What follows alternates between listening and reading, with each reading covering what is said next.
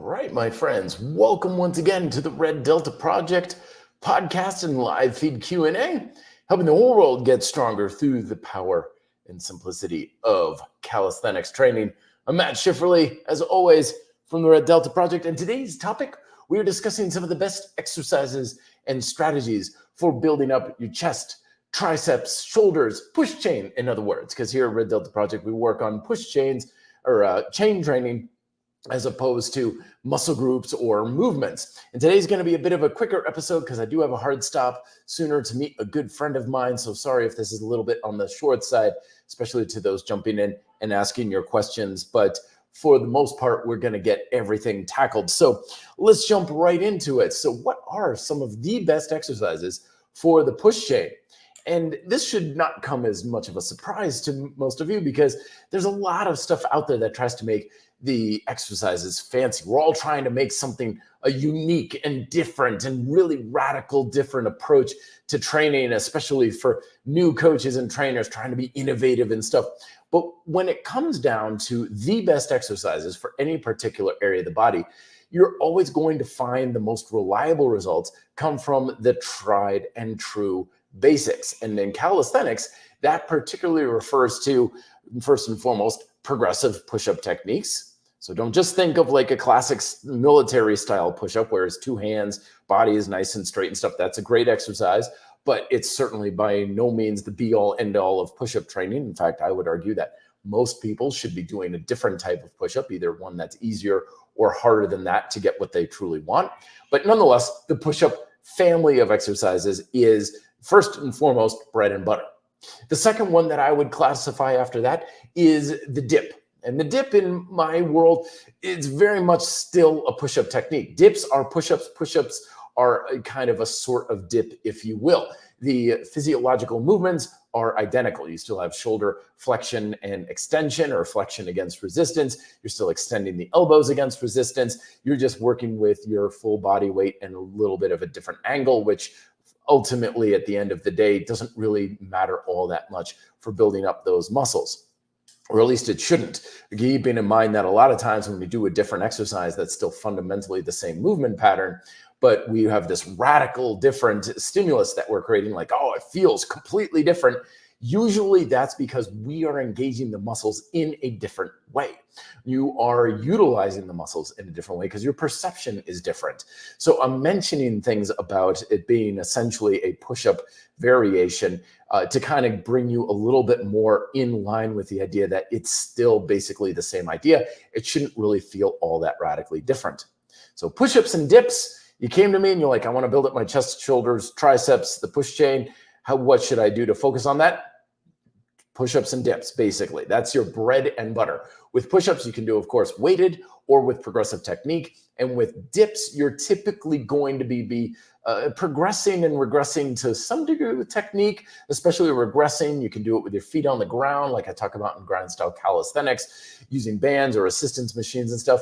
But for the most part, when it comes to dip progression and regression of resistance, you're typically talking about weight manipulation, either utilizing some sort of device like some of those fancy machines you see in the gyms that are helping to assist you up, or adding weight to the body, either with weight vests, dip belts. I mean, they're called dip belts for a reason. Those are the primary ways you're going to augment the resistance of the dip exercise. And for what it's worth, for my money, if you can do dips on rings or suspension straps, do it that way. The dips on bars and stuff is great, but it's easier. It's an easier technique. It's not nearly as challenging because you don't need to put nearly as much tension in the muscles for the sake of the stability and the stabilization. But in my opinion, you're just gonna get more from suspended style dips than solid dips on bars. And yeah, I know it's going to be harder. You're not going to get as many reps, or if you're doing weighted dips, you're not going to use as much weight and stuff. But I see that as a win because when we do things in a harder way, it's just a lot easier to effectively create the stimulus we want for building muscle and strength. So do them suspended if you can. Do them on bars if you need to right now. If you can't do them suspended, that's perfectly fine. Of course, it's not like it's a bad technique, but as soon as you can graduate up to a suspended style dip, then primarily do it with suspended style dips. So those are the two biggest compound movements. And of course, we're talking also about overhead pressing for shoulders, triceps, also engages the upper back and the chest to a degree as well. So we're talking handstand push-up variations, pike push-up variations, dive bomber push-ups and stuff. That's going to be a cornerstone in the new workout program that I'm creating, hopefully out in the next month or two, for the sake of augmentation of the shoulders and the triceps and stuff. It is a push chain exercise, but it is different enough that I would put it in a bit of a different category, because it is a little bit more focused on the shoulders as opposed to the chest. It is at a different enough angle that it is worthwhile. So put handstand push-ups as secondary there. Now, of course, with everybody, it's going to be a little bit different. So many times in the course of my training career, I've had the dip as a primary exercise over push-ups.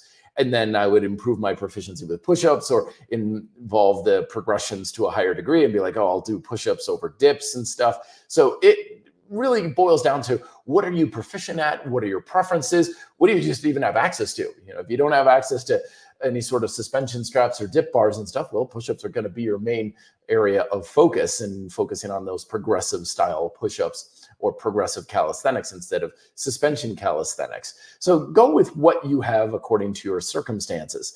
Remember that it's never about what is the be-all, end-all best exercise for a muscle group. What really matters is what is best for you, because ultimately this whole fitness thing is more than just what is our body doing. It's what are you doing as an individual, as a person. Lots of times we address diet and exercise in this sort of like, this is the best way to do it. This is the best diet. This is the best optimal program and stuff. And that may be absolutely true if you were some sort of a cyborg autonomous robot and the end of it, everything was just your body that is like a machine. But you, of course, are a human being. You are much more than your body. You have a life and social relationships and beliefs and emotional orientations and proficiencies and a whole host of other like messy things, if you will, that make you you as a human being. And ultimately, in order for something to work when it comes to fitness, it can't just be something that's taking your physiological body into consideration, because it needs to work for the human animal, not just the body as a whole. It doesn't start and stop with what are your muscles doing or what your caloric intake is or macronutrient ratios and things like that. Fitness has to work on the human level. And that's what I address in my latest book, Be Fit, Live Free. There's a whole chapter in there about how objectively fitness, with the science and, you know, the ideas of calorie balance and everything, that's great. That's very important, but it's not nearly enough. So when you're considering your program for building up your muscles, your chest, shoulders, and triceps, I can tell you all day long how great dips are. But if for whatever reason it's not an appropriate exercise for you, then it's not the best exercise for you. And that's what's the important thing. It's always much more important to do things on a personalized, individualized level and then go from there, as opposed to just what's arbitrarily someone's like, this is the best way to do this, and that's all be all end all because I say so kind of thing. Listen to your own experience. And speaking of which, let me help you folks with some questions and ideas here. Cristobal is coming on saying, hey, Matt, good to see you. Which for you is the best way to progress the pike push-up? Increasing reps, using push-up handle to increase range of motion, et cetera, et cetera. Well, this is one of the great things about progressive calisthenics as a whole, is there are so many different ways to progress basic exercises. And there's reasons to progress one way versus another. There may be appropriate ways to progress for one person, but it may be inappropriate for another person. It all boils down to what is the fundamental stimulus that you're trying to create in your workout. And then you progress whatever you can or need to progress with those progressive variables according to what you can do. So let's bring that into an example. Let's say you're doing pike push-ups on the floor. Feet are on the floor, okay? And you've got 2 sets of 15, okay? So you're starting to think, All right, so should I start progressing? Well, are you doing the pike push-up because you want to build more raw strength in those muscles? If that's the case, then we need more resistance. Doing more repetitions is not going to make you stronger. It builds up the endurance and can potentially challenge the work capacity of the muscle, but you're always going to be working with the same level of resistance, which means the amount of tension in the muscle, aka how strong the muscle is, will not change. So adding reps would not be an appropriate way to always be progressing in that regard. But you could say, okay, let's use like a parallettes or something like that and increase the range of motion. Okay, that's definitely adding a lot more resistance. The deeper ranges of motion, we're getting down lower. Therefore, I went from 15 repetitions down to like 7 repetitions. Intensity is reflected by that, of course. When you do less reps or can do less reps, you're working with a higher level of intensity. Higher intensity means more tension. More tension means more strength. That's the appropriate progression for you. However, you could say, all right, but what I'm really trying to work on is keeping more stability and control in my shoulder blades because my shoulders are really wonky and they're not really that stable and they feel kind of all over the place. Okay, then. So I wouldn't necessarily maybe progress with resistance there. I would progress in a technical manner of maybe having a little bit more back activation. So I hope you kind of getting what we're going with this is progress that which is relevant to your goal. Because with progressive calisthenics in particular, there's lots of ways you can progress. In fact, in my book, Smart Bodyweight Training, right, this little thing that I created, this is my table of progressive elements. That is the cornerstone of this book. It's like the table of chemical elements from chemistry. That is 9 things that you can do to progress basic fundamental bodyweight training. 9 ways to progress it. That's crazy. You know, when people talk about how bodyweight training is like, oh, there's not many ways you can progress it. There's only so much you can do with it. That's nonsense. I can take most basic exercises and progress it 9 different ways. So some of them are a little bit more akin to adding resistance. Some of them are more akin to changing the amount of time. And some of them are a little bit of both. But it's all about what is the objective? What is the stimulus you want to create from the exercise relative for your goals? And then you can use the variables that are reflective of that. But above all, you don't want to get stuck thinking of one particular way to progress, like just doing endless reps, because that's a great way to progress, but you're only going to make so much progress towards any goal with one progressive variable. And then you just get stuck in an endless plateau, working as hard as you possibly can, and you burn out, all the while you're also ignoring huge opportunities to make progress in other ways, but you're not paying attention to those things because you're not aware of them. But that's the way that we want to approach that sort of thing. Reynald, it's good to see you. Hey, Matt, I had a lower back issue, which turned out to be an SI joint issue. Very common, yep. Then found an exercise, a bridge with a belt fixed around the legs and adducting the legs, or abducting the legs. Yep, very good. Worked well. Any alternatives? I'm questioning, why are you looking for an alternative? This is one of the things that happens a lot in fitness, folks, is where people will find things that work really well for them. They'll have an exercise or they'll have a dietary approach or an exercise program or something. It's like, it's working great. Now I want to do something else. I want to change it up. It's like, why? Don't underestimate the power of having less to do. I know people out there in the gym, they're like, dude, I got all the results I want. And literally I've got like 6 exercises and I've done the same 6 exercises for the past 20 years. And I haven't done anything else. Why? I haven't needed to do anything else. So I'm asking, why are you looking for an alternative? If that exercise is doing great for taking care of your SI joint issues and mitigating the pain, you're done.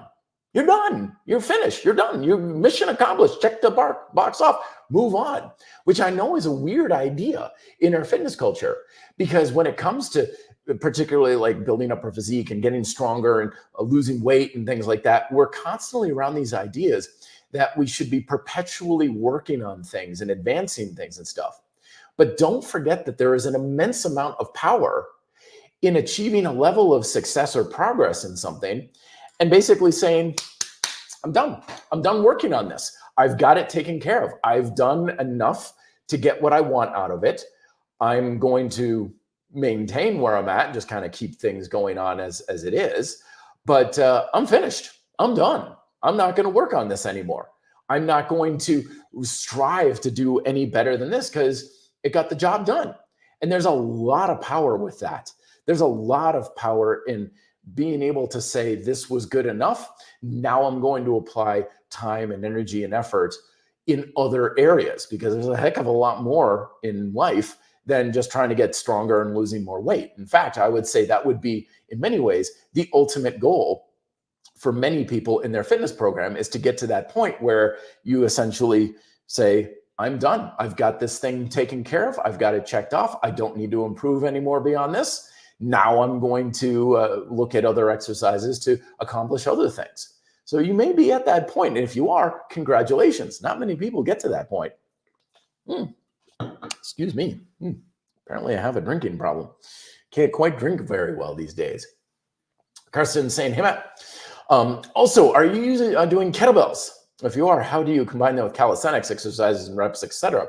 I haven't done much kettlebell work in a very long time. I did the Dragon Door RKC course, particularly because it was taught out here by Dan John, and it was hosted at a friend's gym. And I was like, oh yeah, I gotta, show up to that. I always learn a lot from Dan John, and I wanted to support my friend and everything. But no, I don't really use kettlebells. A lot of times, the kettlebell work is primarily just more extension stuff.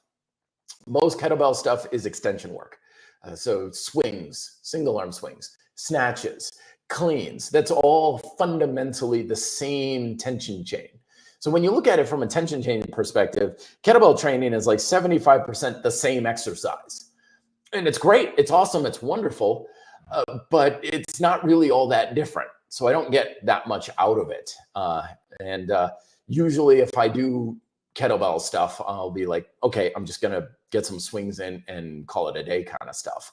I never really found a whole lot of value out of things like the Turkish get up. If I'm gonna do lunges and squats, I'm gonna do it with other implements or bodyweight style. Presses, I'd rather do handstands kind of thing. So I don't really do a whole lot of kettlebell stuff for that reason. And that's again, for me, that's just my preferences and how I feel about it, which has no bearing whatsoever on how you should be using kettlebells. If you love kettlebells and you named your dog Kilo and you've got a kettlebell tattooed on your forehead and things like that, then rock on, great, go for it. It's certainly a very viable method, but I've always just looked at it like, well, it's just more extension chain work, and I'm gonna do bridges and again, be done. Check that box off. I got extension chain work. Good. Check off that box. Don't need more things there. Adam Simpson saying, hey, Matt, I have a great trouble activating my triceps. Any tips? I've tried isometrics we recommend with hands on a table, but still struggle. So keep trying at it. Remember, muscle activation is one of those things that, it can take months to develop it, or you could get it dialed in a matter of minutes. It's just one of those things that's just really, really, really hard to develop, especially if the activation is really low. And even then, you can perpetually always get the activation better. Hell, I've been working on my lat activation for the past 8 years, and it's still getting better. I'm still achieving a level of activation and utilization in my lats to the point of like, oh, that's what my lats are supposed to feel like when I'm doing rows. Oh, and 2 years ago, I was like, no, I know I'm activating my lats pretty good. I've got good control of it. I feel it working and stuff. And then with my activation higher, it's like, oh, now I've got it. Oh, holy smokes, that is nothing like what I had before. Wow, that totally feels different. So you just stay on it. Now, tabletop can be a little bit on the trickier side because there isn't much stretch to it. So if you can get something that gets over that cortical inhibition, where you've got either, suspension straps, these have a little bit of stretch to them, or you can use something like bands, or even just like get on a cable machine or something, and you just push down and you just engage the triceps like, oh, mother hell, then that will help you. But yeah, I know it's not the best as far as like revolutionary advice, but it boils down to you just keep practicing. You practice it and you practice it more and you practice it more. And if you're not getting it, you practice it more and more and more and more. And eventually things start to click. And it might be a while, or it could happen next week, but you just stay on it. And also keep in mind, you want to really, I was telling a friend of mine this morning, sometimes when it comes to activating a muscle, it takes a hell of a lot more engagement and muscle tension than we often think it does. So sometimes when people really get a muscle engaging to a high degree and they're really starting to improve that tension control, they're like, holy cow, I had no idea I needed to contract my muscles that hard in order to make it happen. And sometimes I refer to this as angry tension. Imagine a time when you are so incredibly pissed off and angry that you just like, you got to grab something and feel like you want to tear phone books in half and put your fist through a wall. And you just go to that level mentally and emotionally where you're not trying to turn your muscles on to a high degree. You're trying to rip your muscles right from the mother living bone.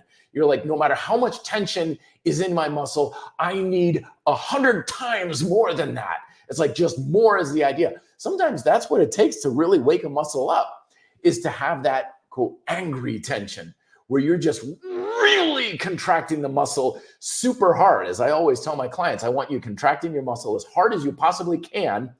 And then I want you to contract it at least 5 times harder than that.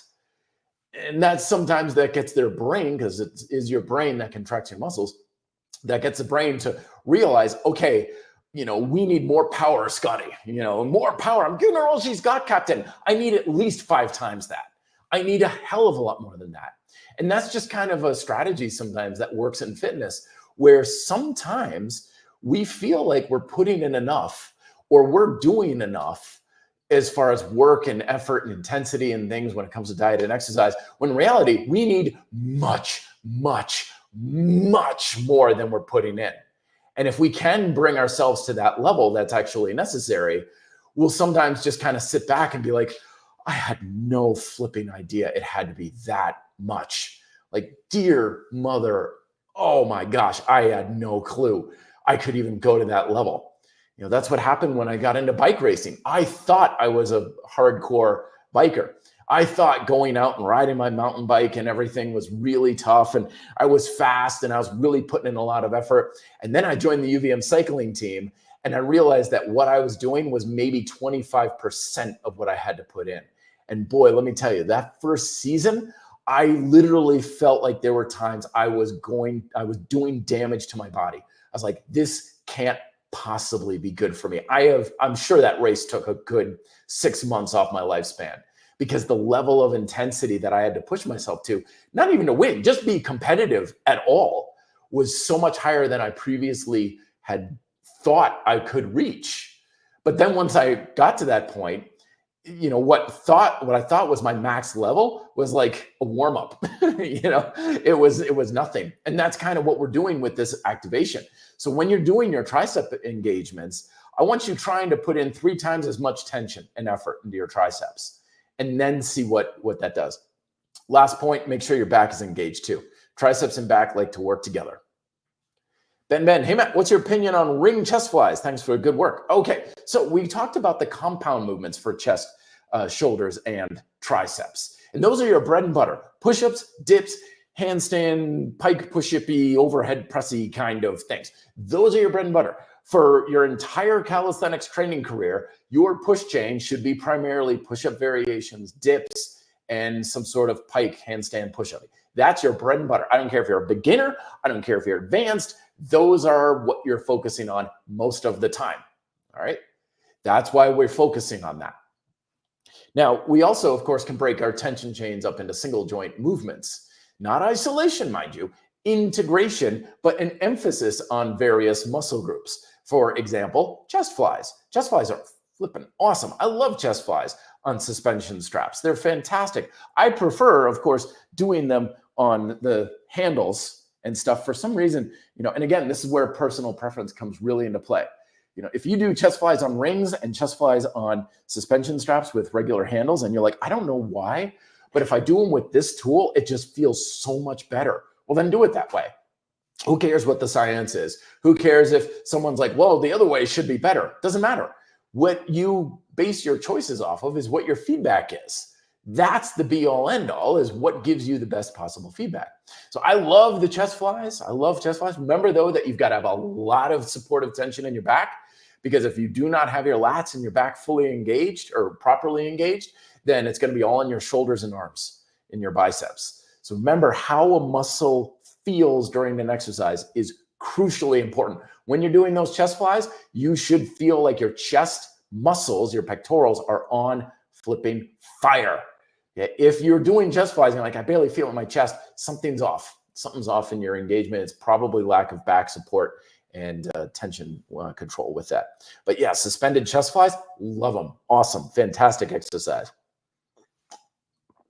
Couple that with suspension or bar tricep extensions for the triceps. And for shoulders, we can also do some suspended where we're leaning back and doing the Ys or the Is, where you're lifting your shoulders up overhead with shoulder flexion. And those are great ways to focus on one particular link in the tension chain, especially if you want to do kind of like a bodyweight bodybuilding kind of thing. Often I have clients who have building muscle or hypertrophy is a big thing that they want to focus on. I'll give them chest flies and tricep finishers. And I'll just be like, all right, you got a minute, chest flies, as many as you can do, go. And I'll just let them burn it out like crazy. So it's a fantastic exercise, lots of variation to it and lots of ways you can progress. Abraham, good to see you, my friend. What's the opinion on weighted calisthenics on rings while progressing to harder variation before moving up weights, like doing pull-ups, well, archer pull-ups, then adding weight? Don't worry about it, because as I talk about in my book, there's a reason why progressive and weighted calisthenics are in the same book. Why? Because fundamentally, they're the same damn thing. They're not any different from one another. Progressive and weighted calisthenics, like all calisthenics, is a form of weightlifting. You're adding resistance by adding weight. It's just with progressive calisthenics, you're shifting it from one part of your body to another, like archer pull-ups. I'm shifting weight from my right arm, in this example, to my left arm. I've added weight to my right arm. Now, if I did weighted pull-ups, like say with my Kintsugi weight vest, and I had, weight on my hands, fundamentally, which is what matters, you're doing the same thing. There's no difference. So this idea of you've got to be able to do this before you do this weighted kind of thing and all this, no, you don't need any of that, because it's actually the same exact thing. You're just going about it a different way.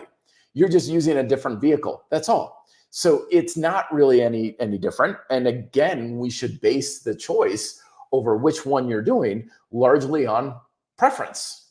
Do you prefer weighted calisthenics over progressive calisthenics? Then do weighted. Do you prefer progressive over weighted? Then do that. Do you like having the mix? Because ultimately it shouldn't really matter, because fundamentally they're the same thing and they'll bring you the same result. Cristobal is coming back on, saying, Matt, I found that close grip underhand pull-ups brings more stimulus for overall strength and muscle building. But everyone thinks that wide grip is better for the back. What's your opinion? Yeah, they're wrong. So whenever you're changing a technique in a detailed way, and the difference is very noticeable, like, okay, so I'll do overhand, wide, and I'll be like, oh my God, my lats are on fire. And then I did neutral, or like a narrow grip, and I'm pulling, I'm like, yeah, it's barely in the lats at all. You're doing something wrong. Okay, well, I wouldn't say wrong, but you're making the difference happen. If the movement is roughly the same thing, it should create basically the same stimulus and feeling. Now, yeah, sure, you're going to change the flavor a little bit, but don't underestimate, as I was saying earlier, the power of human perception to create a difference when there shouldn't be one. It's like little kids, like back in the day, it's like, oh, the brown M&Ms taste so much better than the green M&Ms. They're creating the difference in their head, but they will swear on a stack of Bibles that it tastes differently. It's the same thing. If there's a difference, you're making the difference. It's not the technique. And ideally, as your tension control improves and your proficiency improves, all these little technical differences shouldn't really matter very much. Dips should feel like push-ups, should feel like progressive push-ups, should feel like weighted push-ups. You know, when I was a kid growing up, I was the opposite. To me, M&Ms and Reese's Pieces were the same thing. They didn't taste any different. They were the same thing. Even though one is chocolate and one is peanut butter, they were both sugary, confectionery, hard candy shell candy. So I could have both and be like, yeah, I guess there's a little difference, but they're the same thing because fundamentally they are. They're both just the same kind of candy. So when it comes to all these differences, like, oh, if you change this small little thing, it's going to hit this totally different muscle group and stuff. No, the technique's not doing that. You're doing it. And because you're doing a difference there, I would say that's not a good thing. Because if you grab the bar and you do pull-ups and you feel it more in your back with like an overhand wide grip, and then you go with a narrow, I keep saying neutral, narrow grip, and you don't feel it in your back, you're not emphasizing your back with the wide grip. You're turning off your back to a large degree with the narrow grip. You're losing out. You're taking a glass that's full and you're making it half empty because you are turning something off, and that's never going to play in your favor. But when you have good tension control in the lats, it's like, yeah, wide, narrow, neutral, overhand, underhand, whatever. Give me whatever type of pull-up or row variation. Anything that's pulling is a big-time lat activation, a big-time lat exercise for me, because I'm turning the lats on. And when you have that proactive level of tension control, exercise, for one, gets a hell of a lot more effective. You get a lot more variation and variety of what you can do because you don't think I got to do this variety in order to work my back. You just, give me any pulling exercise. It's going to blast my back no matter what. And it just feels so much better. It feels a million times better to have that as well. So that's why if you are changing things up and the difference is palatable, we've got to fix that. And he follows up saying, Matt, would it be missing point or weak link in calisthenics that people should care about? Maybe them follow a dogmatic approach. We always follow a dogmatic approach to some degree. It's just, can you break out of that dogmatic approach? Remember, a dogma is nothing more than rules that you get emotionally addicted to. It's not about following the rules. It's about, can you question the rules and then discard them when it's in your best interest?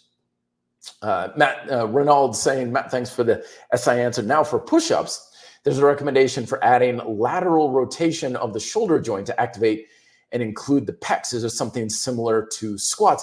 A little bit, yes, a little bit. And the rotation is more just back activation too, to make sure you're using your lats for the stability with the push-ups. It's less about the rotation of the arm and more about pulling and getting the lats more activated. But with the squats, particularly when you're doing unilateral stuff like lunges, pistol squats, hover lunges, that sort of thing, your foot of the working leg is closer to your center line. So there is a little tiny bit of internal rotation of the knee, and you're pushing your hip to the side when you're doing those exercises. Otherwise, the knees go outwards. And I know a lot of times in the powerlifting world with bilateral squats and stuff, they're like, push the knees out, push the knees out. But the fact of the matter is, most people will either habitually have external or internal rotation of the knees when they're doing squat chain movements. And it's not correct to say we should always focus on one or the other. Because if you have a habitual internal rotation, then yes, external rotation emphasis is a little bit more way to go.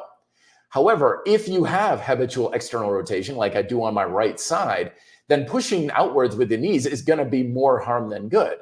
So I need more internal rotation for things. And a lot of times when it comes to single joint stuff, we need a little of that internal rotation just because we need some of the more range of motion in the lateral hips, particularly your glute med and minimus. So it's a very, very, very tiny a bit of internal rotation, particularly if you have habitual external rotation.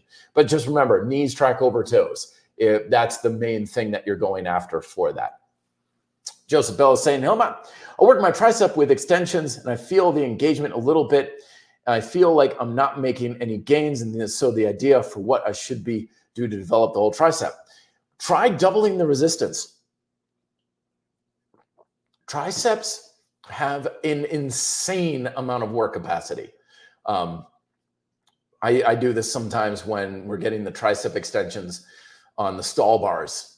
at Capra, and people will be working and they'll be like 8 rungs up, and I'll be like, okay, 8 rungs, and they're getting used to it. When they're starting off, I usually start them off a little bit lighter in the resistance. So they're 10 rungs up, so they get 10, and then eventually progressing to 9, and then 8 and stuff. And every once in a while, I'll be like, go to rung number 4. And they'd be like, dear God, man, that's like 2 feet off the floor. Like, you sure about it? Like, yeah, sure, give it a shot. See what happens. And more often than not, they'll get like 5 or 6 reps.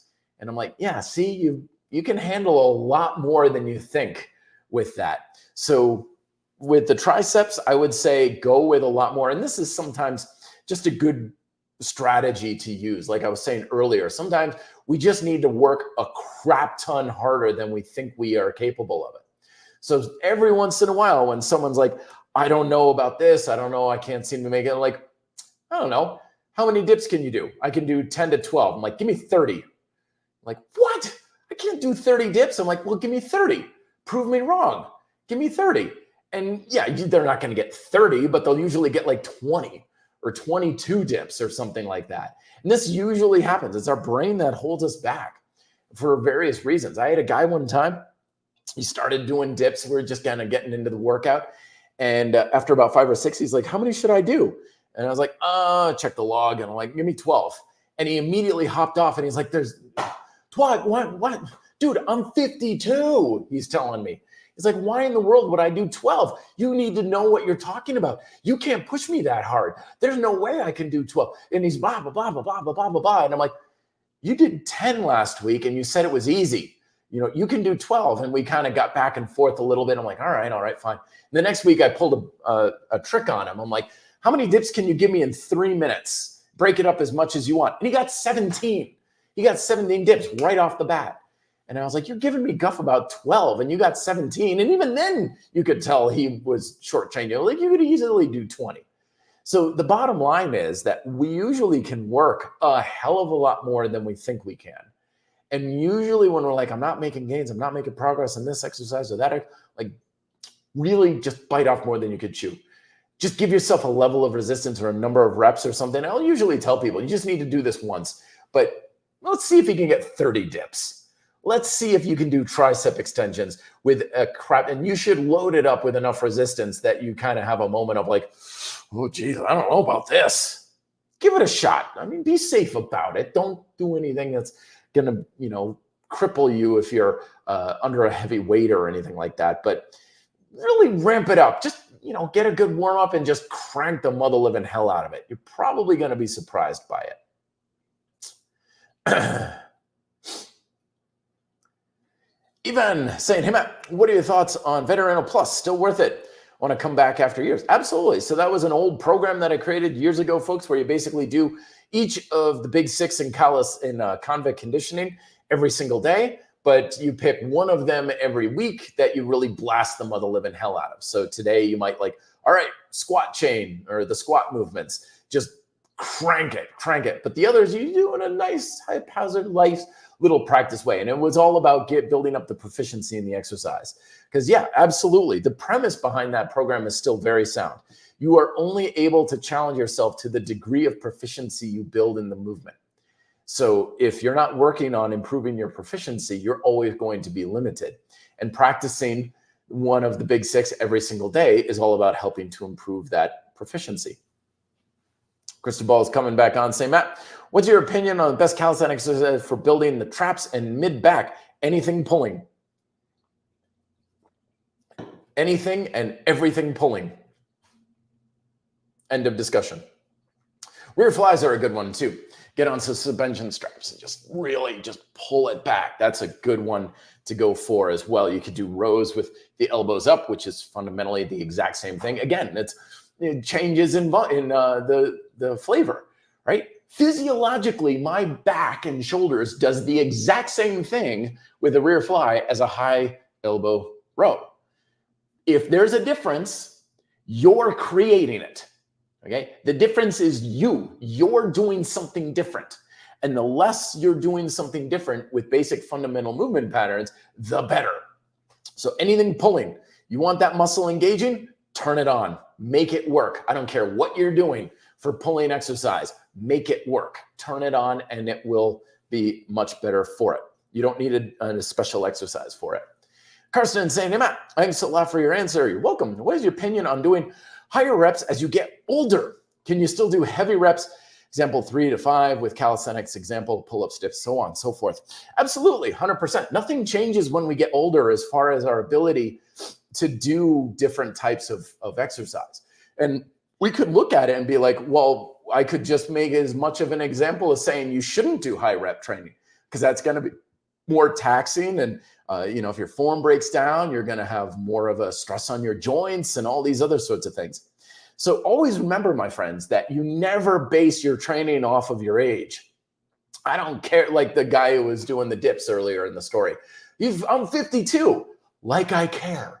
Okay, I don't care if you're 52 or 12 or 92 or stuff. I'm never going to take your age into account. I don't give a damn how old you are, because the smart and appropriate way to program your workouts is always based on your consideration of capability. Okay, so back to here, Carson, like 3 to 5 repetitions. I don't know.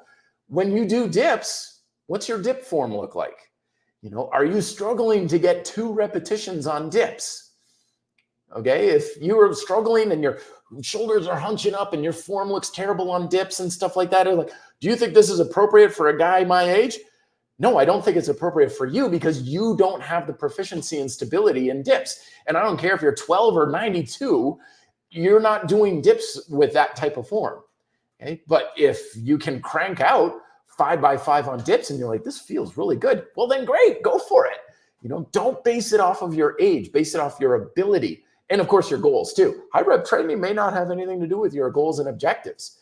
I was talking with a friend the other day and they're like, when do you increase the resistance of an exercise? How many reps do you go with before you increase resistance? And I was like, it all depends on what their goal is. If their goal is primarily strength, I'm not going to keep going until they're getting like 15 or 20 reps, because we're going more after stamina and endurance at that point. I'm going to get you to point like maybe 8 reps, and then I'm going to add resistance. So again, it's always about what can you do and what is that relative to your goals, and then you always base your choices off of that. All right, folks, the last couple here, because I've got to run here in just a second. But Karsten follows up. Should you do easier exercise when passes example 60? No. You use whatever you've got. I mean, hell, Marty Gallagher, I went to a seminar one time. The man was well in his 70s and he was still pulling 500-pound deadlifts. If you can do a 500-pound deadlift, you should be doing 500-pound deadlifts. I don't care how old you are. You base it off of your capability. That's the smart way to go about it. You don't just assume based off of age. Master Dave, it's good to see you, saying, hey, Matt, how to work the pull chain without a place to hang, like a pull-up bar or a TRX? Well, a couple of things can work. Bridge work, of course, can work the back to a degree. Your ab wheel is actually a lot more in the lats than people realize, or at least it darn well should be. That was a big game changer for me, is being able to work my back well for that. But for the most part, when it comes to the lack of a place to hang, my advice still stands as it always has been. Get a place to hang. Bottom line, you're like, yeah, there's a couple things you could do here and there, but you buy one, you make one, or you find one. It's that simple. You find one in your environment, tree limbs, a park, local area, that you can find a place to hang. You buy one, so if you're in an area or you moved or something, like, I don't have a pull-up bar, I don't have this or that, get a doorway pull-up bar, get the duonomic pull-up handles that I always advertise on my website, or you just make one. You just simple rope with a couple bowline knots and PVC handles, throw it over a tree branch. But if you lack the ability to hang, then buy one, make one, or find one. Unless it's fairly short. Like sometimes people are like, I'm on this cruise and I can't find a place to hang for the next 5 days. I'm like, don't worry about it. It's just 5 days. You're not going to lose out on anything. But yeah, if you move somewhere and you're like, I don't have a place to hang and I'm going to be here in the Peace Corps for the next 2 years, like, buy one, make one, or find one. You've got to have that sort of thing. All right, I gotta really get going here, folks, but real quick, Ninja Rose, Matt, what does your stretch mobility program look like? And also, how do you do it? I do mobility work 5 times a week. P.S. Thanks for recommending the glute bridge all those years ago. You're welcome, my friend. Love the avatar, by the way. Very Very cool. Love that right there. So my approach to mobility is the same thing. You do have strength exercises that require mobility. The best mobility exercises are strength exercises that require mobility. And the best strength exercises are mobility exercises that require a lot of strength. Remember, you don't need special exercises to create a fundamental stimulus for a particular functional aspect. You just need anything whatsoever that challenges that fundamental characteristic. So I don't care what you do. If it's challenging your mobility, it will be a good way to improve your mobility. If it's challenging your strength, it will make you stronger. Okay, so I don't do any particular mobility work ever. I just have strength exercises like my hip sweeps, my bear crawls, and things like that, which challenge the mobility. And if it challenges your mobility, it will improve as such. So yeah, I don't have a particular mobility program or anything like that. Joseph's following. Matt, I do just push-ups for my chest. Should I add a second exercise? What would help build the chest up a little more? No, I don't think you need anything. Just make sure your chest is engaged with the push-up and keep progressing it. Lots of times that's a thing that we're missing, folks. A lot of times we think that we need more exercises, when in reality, we just need to get a hell of a lot stronger in the exercises we're doing. By all means, throw in some chest flies if you want. Sometimes I'll do that. Just if nothing else, it's really satisfying. It feels really good, particularly if I'm just having an off day and I'm like, I just can't quite get my chest to really engage the way I want, kind of thing. But a lot of times, yeah, if we're having a lagging muscle group, the activation and ability to push that muscle during a single exercise is often what's lacking. Adding more exercises typically means you're going to have the same activation and the same lack of intensity with those as well. So usually we need just to blast the muscle harder with what we're already doing. And push-ups are fantastic. I mean, gosh, the number of stories that I've come across are like, dude's got massive chest. Oh my God, it's insane. What does he do? Push-ups. What else? That's it. That's all he does for the chest, push-ups. Because it never fails. Whenever you find someone who's really, really flipping good at just a few exercises, they always have better physiques than everyone else. I always talk about Mark, the Calisthenics mass monster in many of my books and stories. He did 3 exercises. That's it. He had 3 exercises: push-ups, dips, and pull-ups. And he probably could have even gone without the dips. And that's all he ever did. And he was bigger and stronger and more impressive, he's from the waist up, than anyone else in the gym. Why? Because he was really, really good at those exercises. And that's ultimately what will produce the results. It's not the program you're following. It's not your sets and reps. It's not like, what's the best type of exercise for this? Take the basic fundamental exercises that I was talking about earlier and just master the mother living hell out of them. And that's going to be much better for helping you in the long run. All right, folks, I have to run and meet a friend of mine to discuss more business and calisthenics over sushi. But thank you, everybody, very much for coming on and asking your questions. It's always a pleasure. And next week, don't forget, we're going to be doing the same thing for back, biceps, and all of those muscles of the pull chain, including your grip and everything like that. So make sure you're subscribed to this on the YouTube channel, notifications, because this always goes live right afterwards. I post the audios to the podcast directory that you get your podcast from, so you can get it later on if you prefer that. It's also on the Red Delta Project YouTube channel and stuff like your ability to get it live on Instagram and things like that. So I will bid you adieu. I will talk to you next week. Got some great new things coming down the pipe for Red Delta Project, so stay tuned for new programs and new things coming, new videos. Make sure you're subscribed to the channel for those as well. And I'll talk to you folks next week. Till then, be fit and live free.